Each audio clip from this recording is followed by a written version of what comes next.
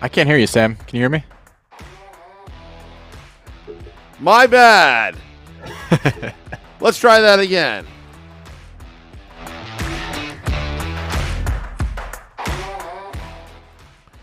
This is football prime time.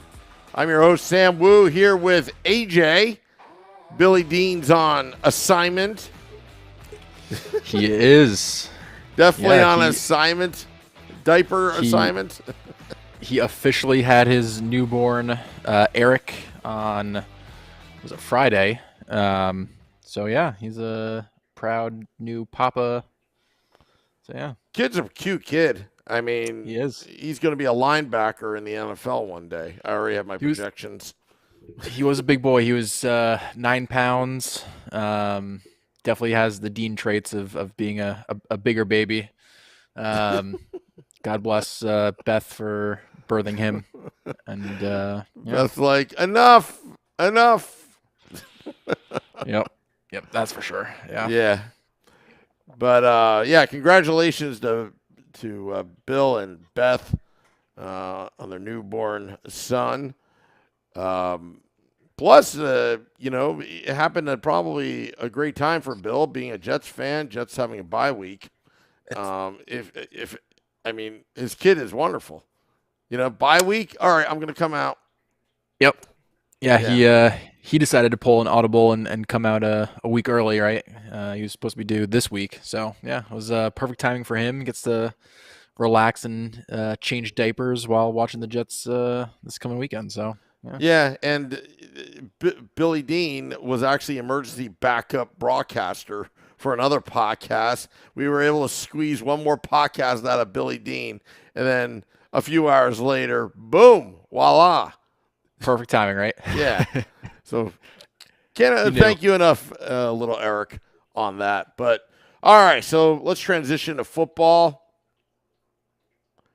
Well, where do we begin, AJ? Did we get Do you, notes? so we haven't done notes in a little bit, but do you want to get started on the Washington Eagles game that was last night? I mean, that was Yeah, that's pretty amazing. crazy. I Crazy. mean, That so you had the catch and fumble. yeah. I mean, I don't. It's crazy to me.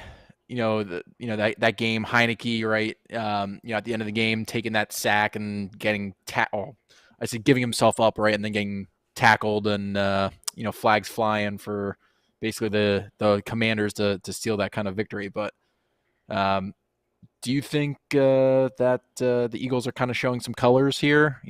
Their true nature in letting the Commanders beat them, or do you think it's just them kind of having like a fluky game? Just not having the old adage of it's any given Sunday, in the NFL or Monday night, I should say. Well, I Where any think team can win. the Commanders are look. They're going through a lot of off the field issues with ownership. A lot of things has happened. One of their players, I don't know the exact details, but they have a lot of things going on. Yeah. That throw was a perfect throw. That catch was a perfect catch. If I were the Eagles fans and if I were the Eagles, I think it was acceptable for he tried to put the extra effort in. You don't want players to get down on themselves for trying hard because that was an extra effort, but you still have to protect the ball.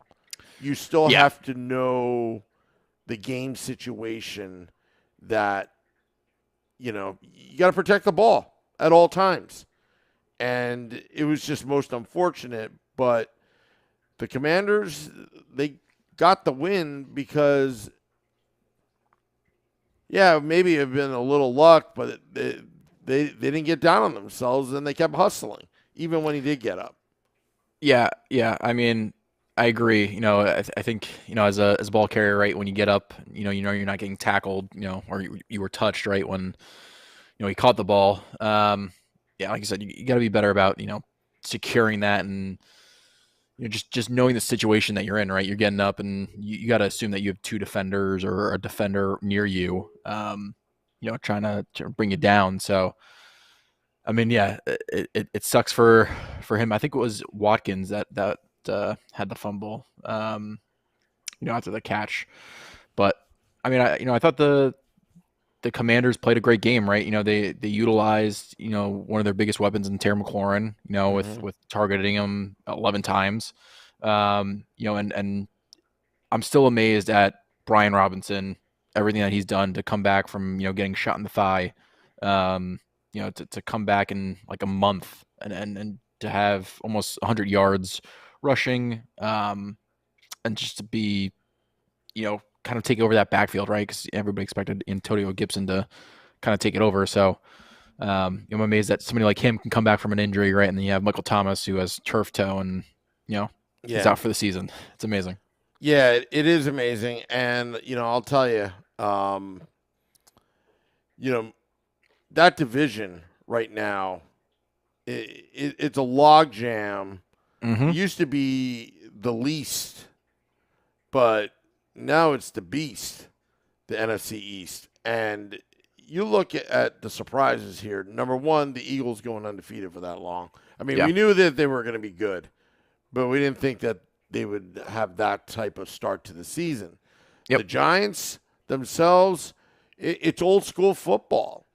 I don't think Dable wants to do what Dable wants to do. He's using what he have, and now all of a sudden, and we're going to transition to the Giants here. They actually have a glut of serviceable offensive linemen, but the real anchor is Andrew Thomas, Yeah. which I'm very pleased about. But Yeah. He's been playing great. what still is killing me about this team is that the quarterback's getting hit, and they are getting to Daniel Jones though. Yeah. Even though they have improved, but from the running standpoint, you've got to be happy with Saquon Barkley. He's getting the 100 yards. He's just wearing them down, and I'm glad the Giants are sticking with the game plan because by the third or fourth quarter, uh, he's going to find the holes, and that's the Yeah. hope. Yeah. I think that's like the key, right? Is the ground and pound game that I think the Giants have established this year of Saquon Barkley, playing for a contract basically. I think this is his like third or fourth, maybe fifth game of over 100 yards. It's ridiculous. He's played out of his mind. I think all season long, Daniel Jones just played well and not, you know, limiting the turnovers, right? He still fumbled the ball a little bit here and there. He's thrown some interceptions, but this team I think is always going to play no matter who they play. They're going to play them close. Yeah. It's always going to be close games, even though I think they were projected to crush the Texans, but just that's who they are. They play teams close. They ground and pound and play defense, and it's working for them. Um, the one thing I wish you would see is somebody like Kenny Galladay getting into the mix, or I think getting he's targeted more. over. But I I think agree. he's done. This is a Gettleman holdover, from the Yeah, last regime. Gettleman really screwed up this franchise because I'm telling you, can you imagine it had they gotten Micah Parsons? Right now, yeah, they've got a couple picks from the Tony deal and Evan Neal that's on the injury list, right? So yeah, but the Devils, the Giants are because I'm seeing Devils on my screen because uh-huh. of the Giants are 7-2 right now. Yeah. Dallas is I right won't. behind them. Dallas is right behind them. Yeah, I mean Dallas. They just they're a team with Mike McCarthy, right? Where I just from the past two seasons, I just expect kind of bonehead plays or them to kind of not have that winning those winning drives or those winning moments that you see some NFL teams have, and I, I kind of attribute it to the head coach. I definitely don't, going into Lambeau, I don't get how you lose to a team that's, in the Packers that has been playing terribly Hmm. as of late and has not been the Packers that, I think we've known for the past 10 years. Um, I just, it's crazy to me. And I think the Cowboys are potentially in trouble. I know they're 6-3, but, um, I think with Dak and his little thumb issue that he has and stuff like that, the roller coaster of Elliott and Pollard, with the owner and Jerry Jones saying that Elliott's still the guy, even though Pollard does fantastic, and in Elliott's absences, I don't know. I think they're on a downward trend. I think it's going to be the Giants and Eagles, coming up, in their two-headed matchups of who's going to take this division.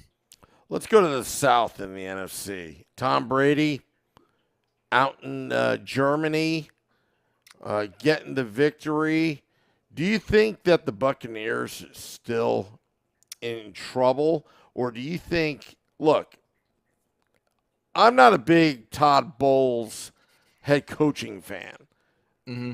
Defensive coordinator, yeah, I like him, but do the do the Buccaneers really have a realistic chance? They're kind of slow right now. Yeah, but I mean, in that division, right? Um, I'm just looking at the standings. Tampa Bay is obviously, has the one game lead over Atlanta. That division is so terrible that, Yeah, you know, you figure that they're going to come out. Are they going to be actual contenders come, playoff time? Who knows? I know people are making the jokes of Brady after his divorce, is 2-0 or whatever. Um, maybe that helps with not having the distractions that he's had in kind of the beginning of the season. yeah, Um, who knows? If they can get healthy, or continue to stay healthy, they have the weapons, right? And Godwin and Evans and Julio Jones, had a few good plays in Germany, and this kid, Rashad White, had a great game. It, they should easily come out of this division as the number one team, there. But I don't know. I don't see them being true contenders, in the NFC. I still think it's going to be the Vikings and the Eagles. And I think those are going to be the two-headed monsters, in that conference. But I will yeah. say it was an awesome sight to see Germany and like all those fans. Oh yeah, There was like 2 hours before gates opened. You could just see a sea of people. It was one of the coolest things, and hearing them sing "Country Road" was pretty cool. I don't know if you saw yeah. some of the I saw videos of. that. Yeah, I did. I did. It was really They cool. said it was people that were tweeting it out saying it was unplanned, which makes it even better. Spur of the Yeah, moment type deal. it was cool. Yeah, Yeah, Billy's chiming in on Facebook. He's saying, "Watch out for the Falcons." I don't disagree, but I still think that that Tampa Bay should take that division. Um, I think Atlanta has pieces for the next coming years, but Marcus Mariota and his decision making and hmm that terrible, about to, getting sacked and just launching it in the air as he's, doing a flip. That's stuff that you're telling me that he's better than Desmond Ritter, that down there. Um, I don't know. I think they need a quarterback, and then some things can change. They have the pieces in Pitts and London, but yeah. we'll see. Uh, A. Rogers got cut by the team, but not that A. Rogers. Green Bay Packers. You're the Green Yep. Bay Packers expert. Tell me a little bit more about the fumbling. Yeah, I mean, so I think it was a good comeback win for them. Um, to win it in overtime. It was a great sighting for Christian Watson. Come out and have the big plays that he did. That massive catch towards the end of the game. It's. it's still concerning to me. This team. I think they're still in that rebuilding mode. They still need time to gel. It's definitely encouraging, that they were able to fight back and win against the Cowboys. But I still don't think they're they're that dominant team that they are, or that they were in the NFC North. Especially with the Vikings and what they did to the Bills. This past week in their comeback. Yeah, I know it was kind of a fluke there, but um, yeah, I mean, I think they need that veteran wide receiver, that they are missing in Devontae Adams. Yeah, We've been they're saying it. missing him badly. We've been saying it, this entire year, but somebody like losing that piece is huge. Yeah, and Minnesota being 8-1 kind of stings right now for the Green Mm-hmm. Bay Packers. But the rest of the division, they're under 500, and that's not good, Yeah. especially when the Detroit Lions is somehow in the midst of it. Yeah. Yeah. I mean, both the Lions and the Bears, right? The Lions selling off basically at trade deadline, and I was surprised, obviously, that they traded Hawkinson um, to the Vikings, a rival. But when you get pieces back and stuff like that, they're rebuilding, obviously, and they have some weapons. But it'll be a few years before I think they're the type of team that will really be a contender. The Bears, I'm loving what Fields looks like, in his rushing ability and everything like He's got that. potential. He He definitely does. has potential. I think they just got to continue building those weapons around him, keep building up that offensive line. He's still getting sacked way too much. You're afraid of, him getting injured, especially with the amount of running that he's doing. Yeah. It's it's not sustainable, long term. And teams are gonna catch up to that and start scheming better against him. But yeah, I mean, they need to shore up that offensive line in Chicago and get a few more weapons for him to use. Um, I can see them, with once Claypool kind of gets a little bit more acclimated. Yeah. Maybe next year, they're an option. But I still obviously see the Vikings as the top dog in that division, and maybe the Packers can make some kind of push, but Yeah. I think they'll pretty much run away with it. All right, so the NFC West has been completely opposite of what people have been predicting. Seattle's in first place, but you know what? That can change in a heartbeat. The Rams and the Arizona Cardinals are underachieving. But then you Mm-hmm. got the San Francisco 49ers.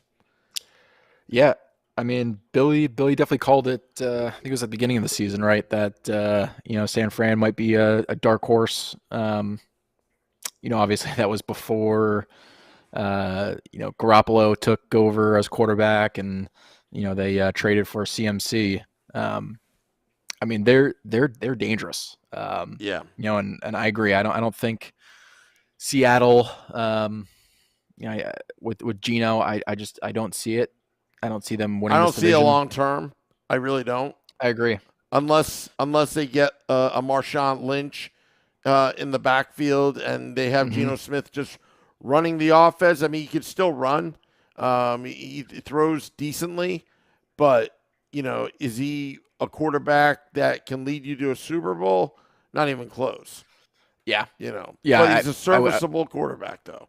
yeah. I agree. And he's playing great this entire And year. it's not a knock on Yeah, him, no, but no, he's no Russell Wilson. yeah, no. I agree. I think San Francisco is going to take this division. I actually like what they're doing and what they did last game, and of basically splitting both CMC and Elijah Mitchell. Basically giving guys both equal load. Keep McCaffrey healthy. Because you're going to utilize him down the stretch. You got in him, right. That's your biggest thing, is keeping him healthy. And they have. I think they still have 2 games against Seattle. I don't think they've played Seattle yet, if I'm not mistaken. Um, or sorry, no, they already played Seattle once, but they still have a fantastic opportunity to take this division, and I think they will eventually. Um, yeah, I think the biggest surprise for me is the Rams and how much of a stinker they've kind of been. It's been who would have thought that they would have been last in this division right now, especially below the Cardinals. So Yeah. Um. Okay, let's go to the AFC East. All right. Miami's in first place, which not for I'm. long. Yeah. You got your New York Jets taking receipts, surprising everybody with the bye week. Mm-hmm. They had the bye week. Now well rested. They've got the momentum right now. Buffalo having their bad luck, bad problems.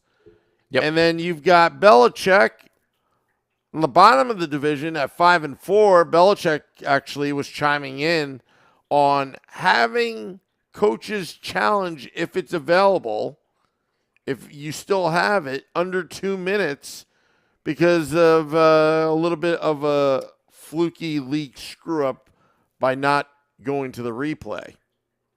Yeah. Yeah. I mean that Vikings Bills game, right?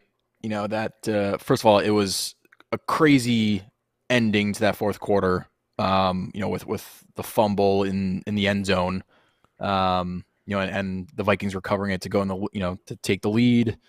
And then, as you kind of mentioned, the fluky play of I think it was Gabriel Davis caught the ball, looked like he caught the ball in real time towards the end, going towards the out of bounds, and ends up it looks like he actually doesn't have the catch, but the Bills are able to kind of get to the line and run a quick play. Definitely something that is not a good look for the league. Obviously I know that they're probably rooting for the Bills to take that game and be the leader in that division with Josh Allen. But yeah, not a good look. And I do think that coaches, if they want to, I don't think it's a bad thing for them to like have the opportunity to challenge something, if they Yeah. can, Yep. especially in 2 minutes, But I think that's a call that 9 times out of 10 the league gets right. Just one of those fluky plays that they clearly whoever's in the replay booth didn't see it you know Yeah, I live. mean, you Right. know what? I mean, you could make a. I had a fun rule where if they did allow the challenge, if the league is really worried about manipulating the clock, how about the team that's challenging, depending upon the situation, would lose the amount of time on the scoreboard for the amount of time that they have to replay.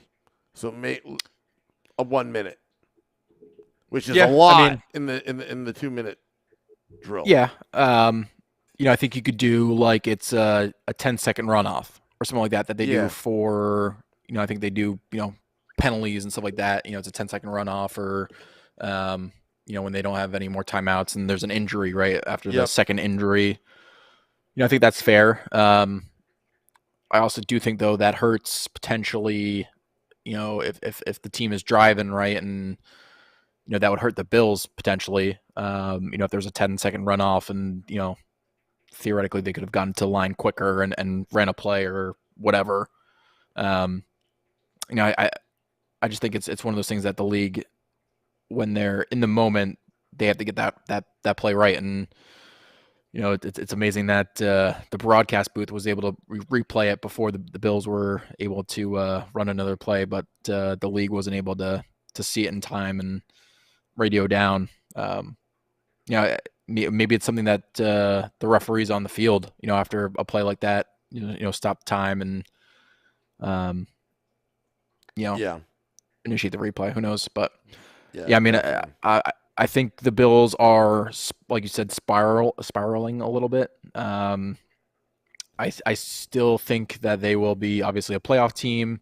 I mean, it's crazy right now that that whole AFC East is in playoff contention, which is crazy to think about. Um, there's not one team that I think is playing terrible for the most part. Through this entire year, I think they've all played pretty well for the most part. I do think the Patriots are the weakest team in this division right now. Yeah. Um, but I mean, it's gonna be an interesting stretch coming down. At least for the Jets. Jets, Bills, and Dolphins. So we'll see what happens. Yeah, the AFC North, Cincinnati had some bad luck in the first few games of the season. Now one game behind the Baltimore Ravens. Very interesting. Cleveland may get Deshaun Watson back at some point. That's going to be Yep. interesting. And the Steelers are obviously rebuilding right now.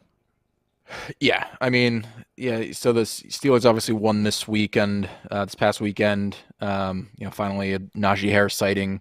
And in his play, like you said, they're a rebuilding team right now. Seeing what Pickett is, that offensive line is in shambles still. They definitely need to help him there.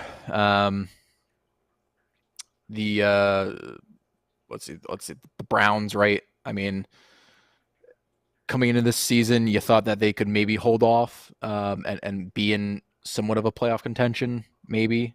And then when Deshaun Watson comes back, you figured that they could potentially, be in that playoff mix.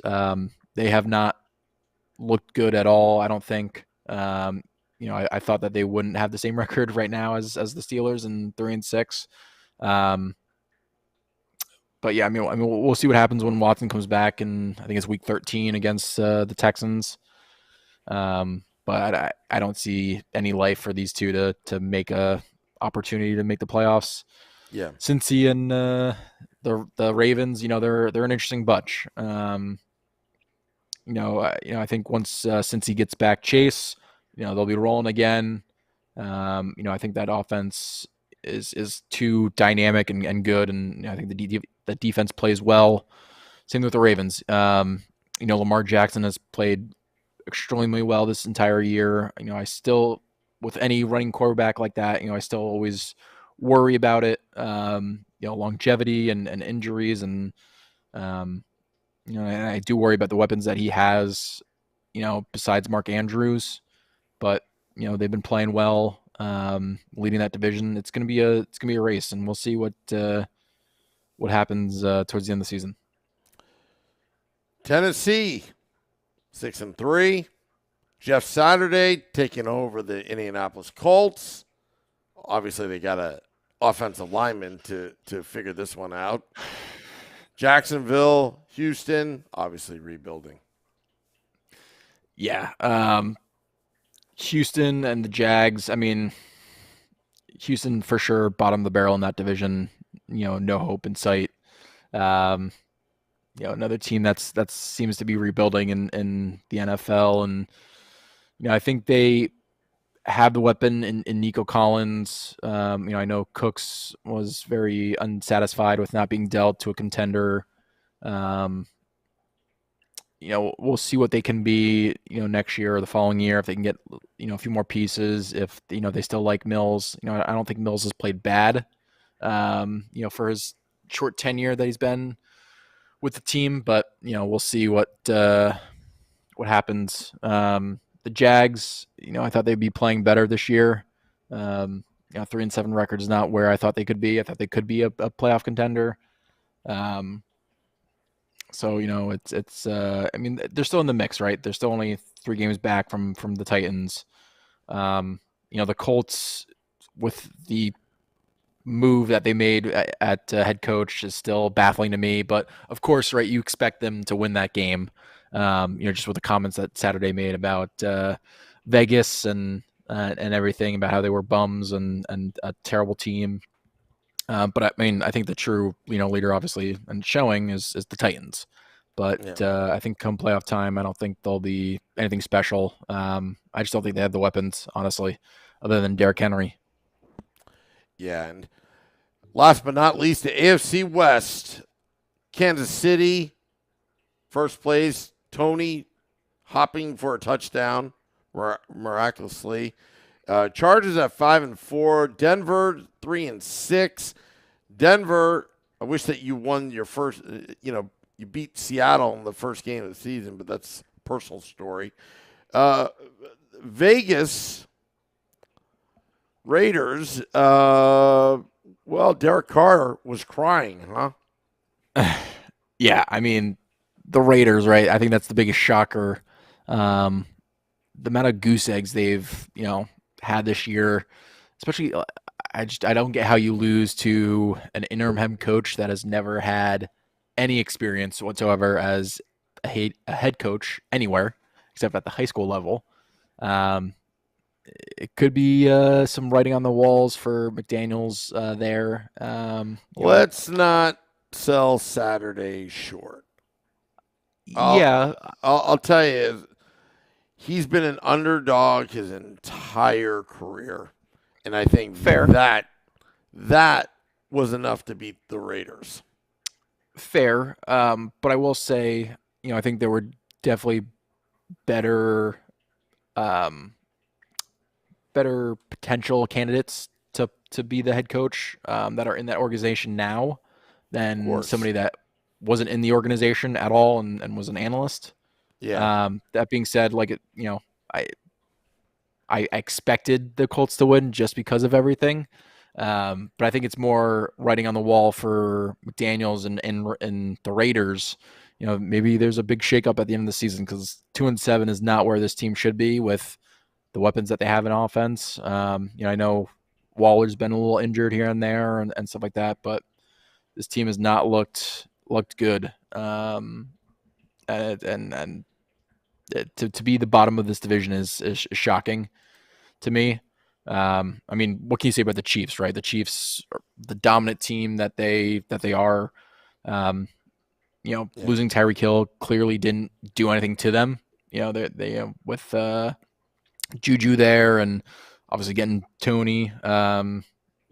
They're playing amazing football. They're probably the powerhouse that I would expect to potentially win the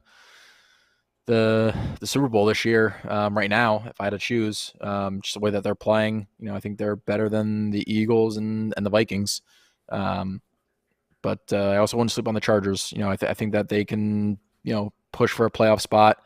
I think in Herbert and the weapons that he has at his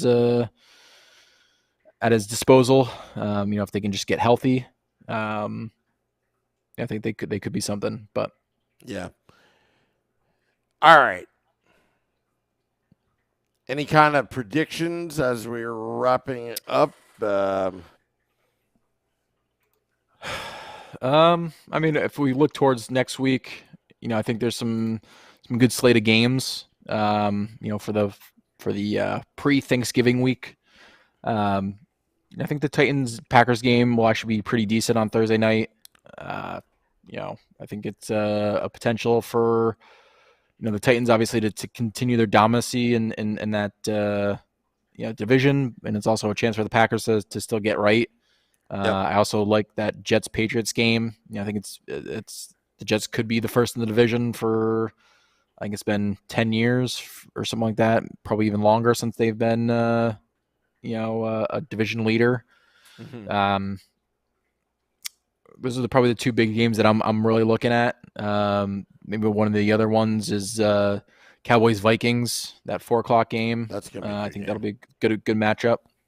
And then Chiefs Chargers in primetime. I think it's gonna be also another good game on Sunday night. We'll see if Mahomes can continue his dominance or if Herbert can still kind of push the Chargers on track. Yeah, and it's gonna get crazy. I mean, this NFL season had a crazy week 1, 2, and 3. This is the time of year around late November into December. The ball bounces a certain way. The ball blows wide right or wide left, and then you're going to see a charge from teams that we thought were out of it suddenly making a surge. Yeah. So look out for that because I don't think anything's predictable. Just like what happened to Yeah. the Eagles, it's a sure catch. It's an automatic first down, and the game's over. Yeah, that's true. So Yeah, we have 8 weeks left, including this one coming up. So it's every game is important. So you got a we'll see what trivia happens kind of down the question? stretch. I do. So Justin Jefferson, had an amazing game. He had his 20th career game with over 100 plus receiving yards, and his 7th with at least 150 yards, which are both NFL records for a player in his first 3 seasons. Yep. So my question for you is: he joined 2 other players in NFL history with at least 4,000 receiving yards in their first 3 NFL seasons. Can you name those 2 other players that he joined? Odell. Odell is one of them. And there's another player. There's one more player who played for the same team as Jefferson.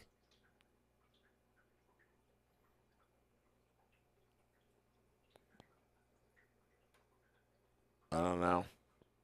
Randy Moss. Oh, I should have known that. Jeez. Yeah, so he's feel like a 47. loser. I'm thinking Chris Carter. I'm thinking, but Chris Carter didn't start with Minnesota. I was thinking of other players, but yeah. Yeah, he's 47 yards away from passing Beckham and his 3-year season mark with yards, and then he's 88 yards away from Moss for the all-time record there. So that's crazy. Definitely something he should pass. Ooh, that was a little loud. My bad. My bad. Want to thank Billy Dean for watching and all those watching us right now. Football Primetime. We'll be back next week. Thank you. AJ, don't go away. I got to talk to you afterwards. We got to talk smack on Billy Dean. All right. This is Football Primetime.